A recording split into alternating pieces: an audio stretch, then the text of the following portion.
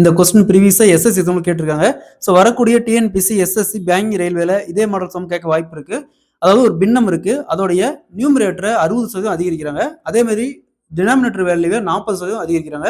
So புதிய பின்னம் 16/63 கிடைக்குதுன்னா, ஸோ ஒரிஜினல் பின்னம், அசல் பின்னம் என்ன கேட்குறாங்க. ஸோ இந்த மாடல் சம் கேட்டாங்களா, இங்க ரிசல்ட் என்ன சொல்லியிருக்காங்க, 16/63 இன்ட்டு நியூமரேட்டர்ல இங்க டினாமினேட்டர் எத்தனை சதவீதம் அதிகரிக்கிறாங்க, 40%. பேசிக்கா ஒரு பின்னத்துடைய வேல்யூ 100%.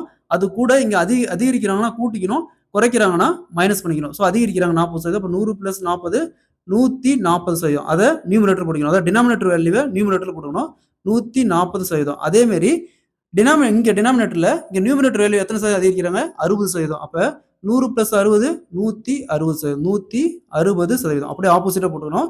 ஸோ பர்சன்டேஜ் 0 கேன்சல் ஆயிரும், 16க்கு 16 கேன்சல் ஆயிரும்.